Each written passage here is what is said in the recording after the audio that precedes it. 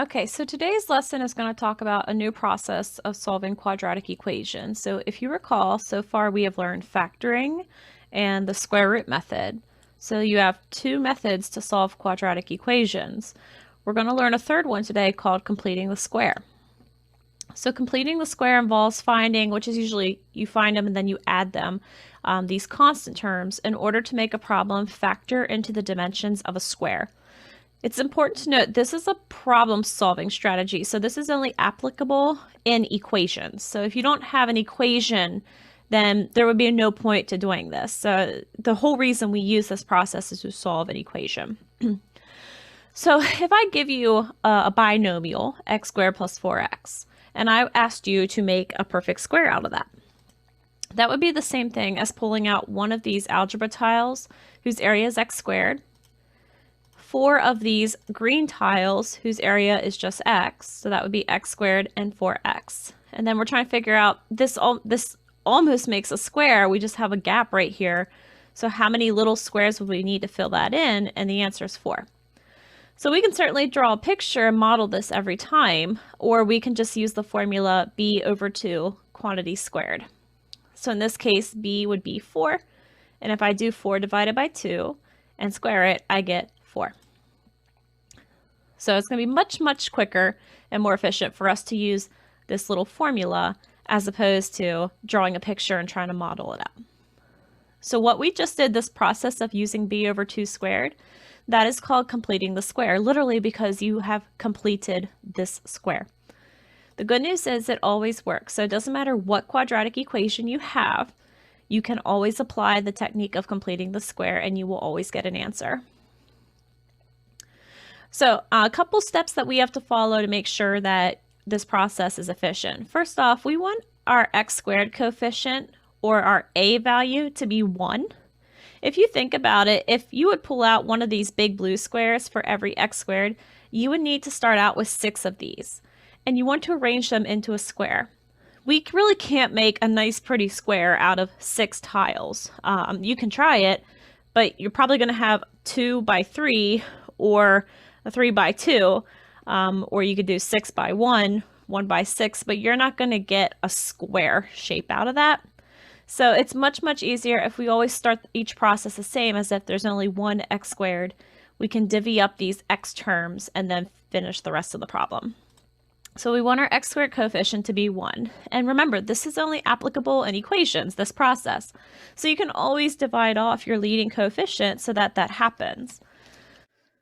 So we're going to divide everything by 6, and that leaves us with x squared plus 2x minus, I'm going to write 20 over 6 as 10/3. That way my fractions are reduced to equal 0.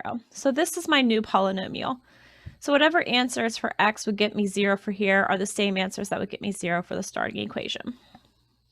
All right. Once we do that, we want to write the problem in this format, our x squared, our x term, and then we want to leave a space. We actually want to move our c term over and then include another space over there. And you're probably saying, where did that come from?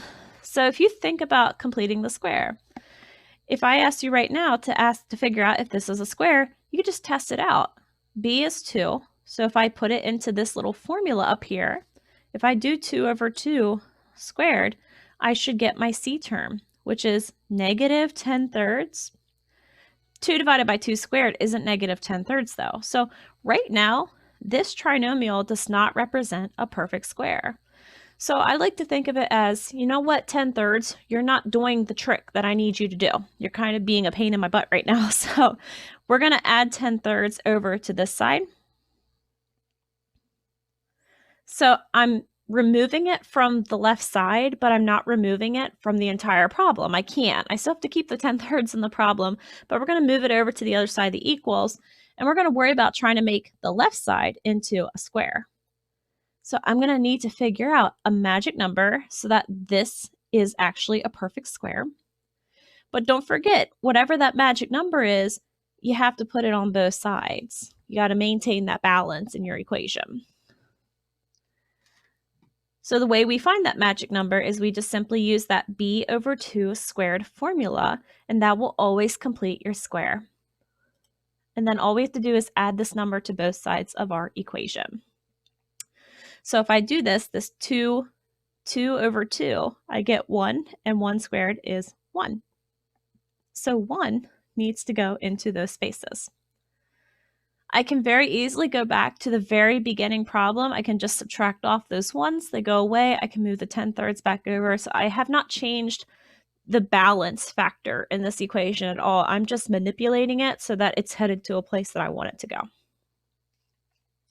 So it's important to make this realization that what we have here is the area of a square in FOILed form.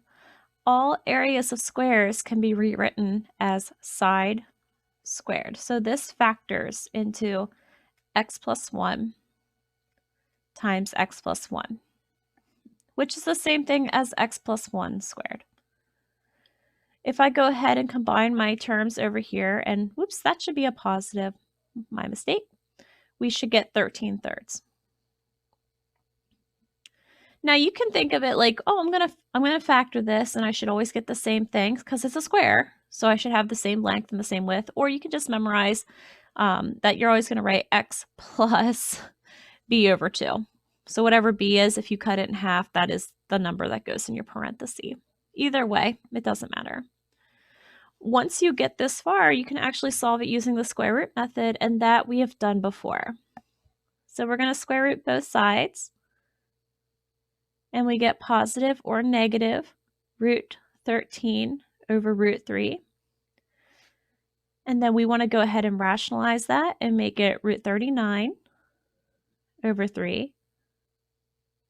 And then all we have to do is subtract this 1. So our answer is -1 plus or minus the square root of 39 over 3. So we're going to do 3 practice problems, and again, just kind of teaching us to use this idea of turning something into something squared. So it says solve using square roots. So they're telling you, hey, you can use a square root method here. But you might be thinking, well, no, I can't, because I can't square root x squared in hex. So what they're secretly telling you is that this is a perfect square. So we can just simply rewrite this. If I asked you to factor this, it would factor into x plus 2 times x plus 2. So this can be written as x plus 2 squared. And this could be written as t minus 20 squared.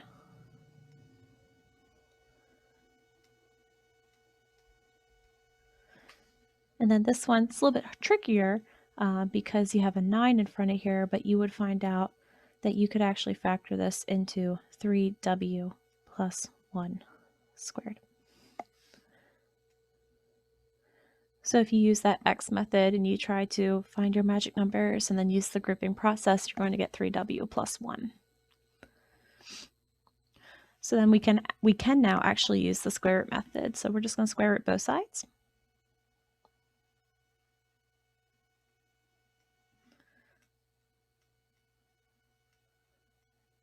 Now I'm not going to write root 300. I'm going to go ahead and change it to 10 root 3.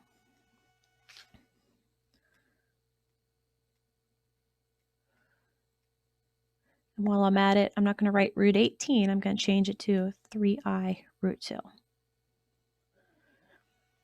Then really all I have to do is just subtract this 2, add this 20, and then I have to do 2 things here, but we'll go ahead and wrap these ones up. So I should get -2 plus or minus root 2. And for t, I should get 20 plus or minus 10 root 3. And then for this one, I would have to subtract the 1. And then I would have to divide every term by 3. So my answer would be w equals positive negative. These 3's cancel out, leaving me with I root 2. And then I'd have 1/3.